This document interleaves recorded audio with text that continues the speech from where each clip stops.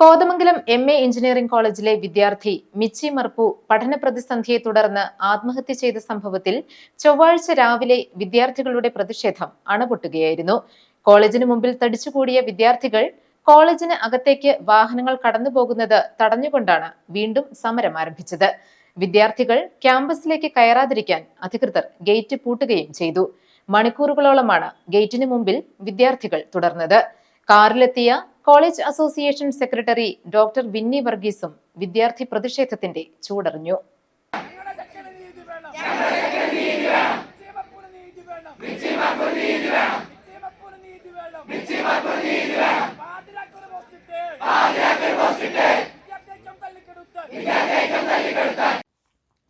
Credit മാനദണ്ഡം മൂലം semester മാറ്റം നിഷേധിക്കപ്പെട്ടതിനെ തുടർന്ന് ആത്മഹത്യ ചെയ്ത അരുണാചൽ പ്രദേശ് സ്വദേശിയായ മിച്ചി മർപ്പുവിന് നീതി വേണം എന്നാവശ്യപ്പെട്ടാണ് വിദ്യാർത്ഥികൾ രണ്ടാംഘട്ട പ്രക്ഷോഭം ചൊവ്വാഴ്ച രാവിലെ ആരംഭിച്ചത്.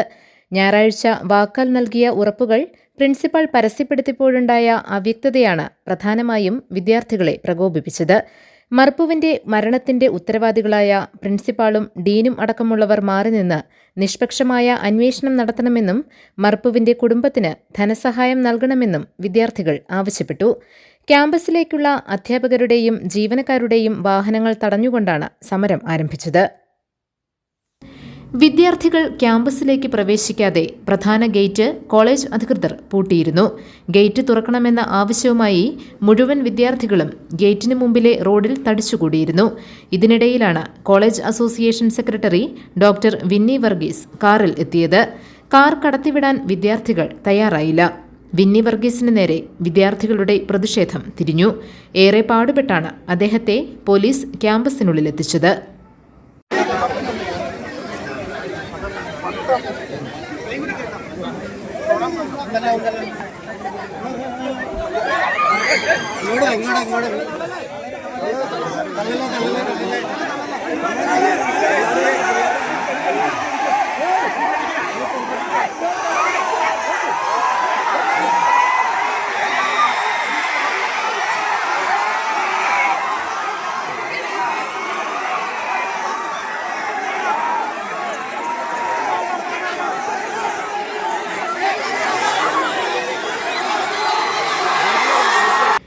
മിച്ചി മർപ്പുവിന് നീതി വേണമെന്ന് ആവശ്യപ്പെട്ടുള്ള മുദ്രാവാക്യങ്ങൾ പല രീതിയിൽ വിദ്യാർത്ഥികൾക്കിടയിൽ നിന്ന് നിരന്തരം ഉയർന്നുകൊണ്ടേയിരുന്നു.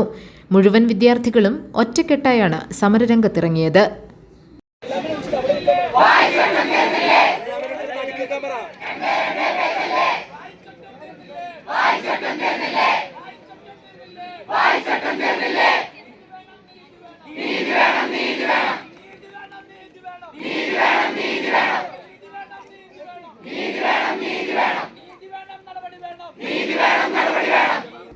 സമരം തുടരുന്നതിനിടെ കോളേജിനുള്ളിൽ അധികൃതർ ചർച്ചയിലായിരുന്നു. ഒടുവിൽ വിദ്യാർത്ഥികൾ ഉന്നയിച്ച 10 ആവശ്യങ്ങളിലും തീരുമാനമെടുത്തുവെന്ന തരത്തിൽ പ്രിൻസിപ്പാൾ ബോസ് മാത്യു ജോസിന്റെ പ്രഖ്യാപനം വന്നു. ഈ തീരുമാനങ്ങളും വിദ്യാർത്ഥികളിലേക്ക് ശരിയായ വിധത്തിൽ എത്തിക്കുന്നതിൽ അധികൃതർ പരാജയപ്പെടുകയും ചെയ്തു. അതുകൊണ്ട് തന്നെയാണ്, അത് മാത്രമല്ല ആ പരിസ്ഥിതിയിലും ഞങ്ങൾ മിനിയാന്ന് ഈ എല്ലാ തീരുമാനങ്ങളും എടുത്തിട്ടുണ്ട്. അത് ഓൾറെഡി പബ്ലിഷ് കൊടുത്തിട്ടുണ്ട്. ആ മരണത്തിൽ ഒരു പ്രതികരണം നടത്താവോ പ്രിൻസിപ്പൽ എന്ന നിലയിൽ? അല്ല, അങ്ങനെ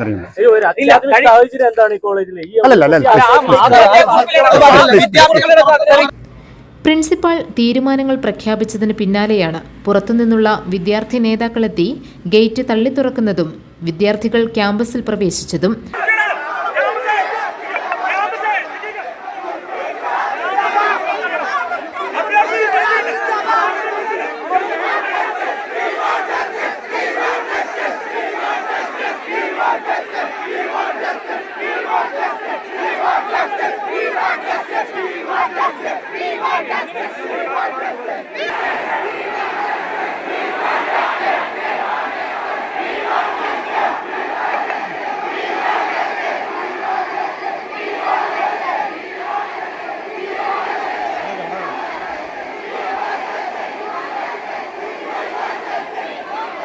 പിന്നീട് പ്രിൻസിപ്പാളിന്റെ ക്യാബിന് മുമ്പിലേക്ക് സമരവേദി മാറുകയും ചെയ്തു.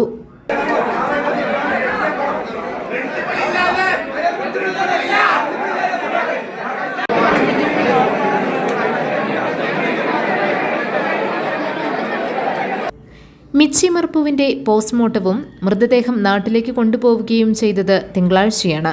വിദ്യാർത്ഥികൾക്ക് അന്തിമോപചാരം അർപ്പിക്കുന്നതിനുൾപ്പെടെയുള്ള സൗകര്യം ഒരുക്കുന്നതിനായാണ് ഈ ദിവസം സമരം ഒഴിവാക്കിയത്.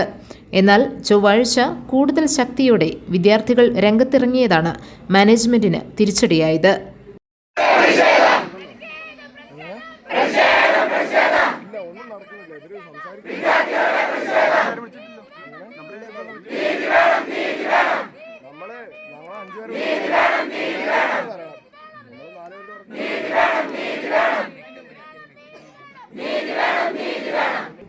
GTV news, Kothamangalam.